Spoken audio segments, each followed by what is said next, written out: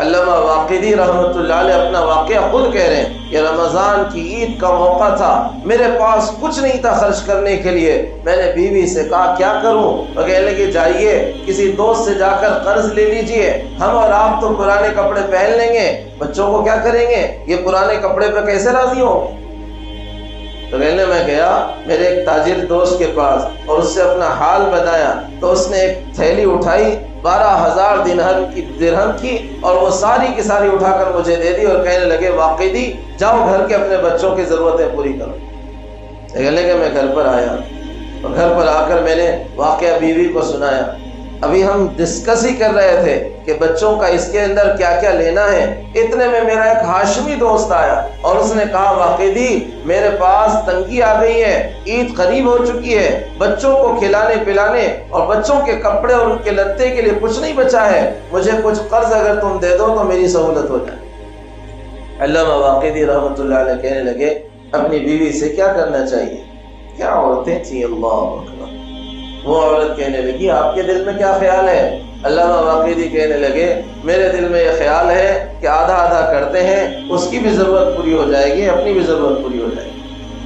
علامہ واقدی سے ان کی اہلیہ کہنے لگی عجیب آدمی ہو آپ، یہ ہاشمی تو تمہارا دوست ہے، وہ تاجر تمہارا دوست نہیں تھا، اس نے دوست نہ ہوتے ہوئے 12,000 تم کو دے دیے اور یہ دوست رکھ کر تم آدھے آدھے کی بات کر رہے ہو۔ کہنے لگے پھر تیرا کیا خیال ہے؟ وہ کہنے لگے میرا خیال یہ ہے ہم کسی طرح گزارا کر لیں، پوری پوٹلی اس کو دے دو، پورا اس کو دے دو۔ وہ ہاشمی وہ پورا کا پورا سامان لے کر، پورا پیسہ لے کر چلا گیا، پورا پیسہ۔ پھر کہتے ہیں علامہ واقدی رحمۃ اللہ علیہ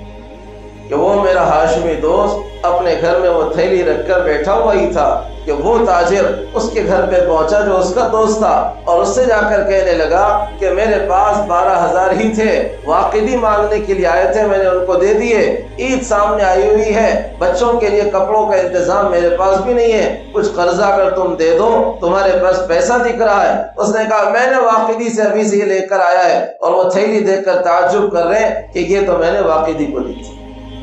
کیسے تھے مسلمان اور کیسی تھی ان کی زندگیاں۔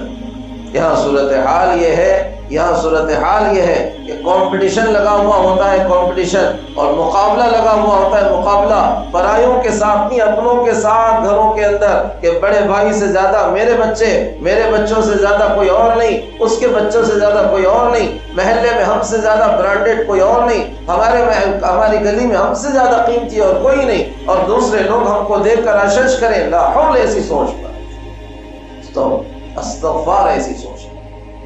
یہ تو چلو محلوں تک چل جاتا، محلوں کی گلیوں تک ٹھیک تھا، لیکن صورتحال تو اب یہ ہے کہ آپس میں چچیرے وہ میرے خلیروں کے درمیان یہ کمپٹیشن چل رہا ہوتا ہے۔ چلو بچے کرتے تو سمجھ میں آتا، لیکن ماں باپ کی بھی ایسی گھٹیا سوچیں بنی ہوئی ہیں کہ وہ اسی پر اپنے آپ کو عزت سمجھتے، ہمیں مال دیا ہوا ہے اللہ،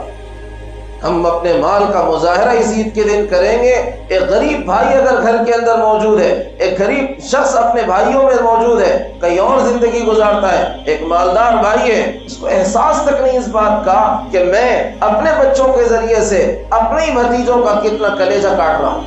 کوئی احساس نہیں۔ امام ابو حنیفہ رحمۃ اللہ علیہ کا حال یہ تھا، امام ابو حنیفہ رحمۃ اللہ علیہ کا حال یہ تھا کہ کوفہ کے اندر جتنے غریب بچے، جتنے غریب بچیاں اور جتنے یتیم اور بیوہ زندگی گزارتے تھے، امام ابو حنیفہ رحمۃ اللہ علیہ کے پاس ان کی پوری لسٹ موجود تھی، ان کے نام موجود تھے۔ رمضان میں کپڑے کے بڑے کاروباری تھے امام ابو حنیفہ رحمۃ اللہ، بڑا کاروبار، ان کا فیکٹریاں چلتی تھی کپڑوں کی، ان کا کام تھا رمضان میں سارے درزیوں کے لیے کہ اس وقت کوفہ میں جو برانڈ چل رہا ہے اور اس وقت کوفہ کے معززین عید پر جو کپڑے پہننے والے ہیں، وہ کپڑا ان یتیم، ان غریب، ان بیواؤں کے بچے اور بچیوں کے لیے سلاتے تھے، سب کے ان کے پاس نام تھے، وہ سل جاتے تھے۔ عید کا چاند ادھر لوگ دیکھتے تھے اور ادھر وہ پوٹلیاں ان گھروں میں کپڑوں کی نئی نئی پہنچتی تھیں، اور وہ بچے صبح میں جب کپڑے پہن کر باہر نکلتے تھے تو بڑے بڑے مالدار لوگ رشک کرتے تھے کہ یہ کپڑے تو ہم نے اپنے بچوں کو پہنائے ہیں، یہ کیا ہے کہ تم غریبوں نے یہ بچوں کو اپنے پہنا ہے۔ وہ کہتے اللہ امام ابو حنیفہ کی موت کو عید کا دن بنا دے، جیسے اس نے دنیا کی عید ہماری عید بنا دی۔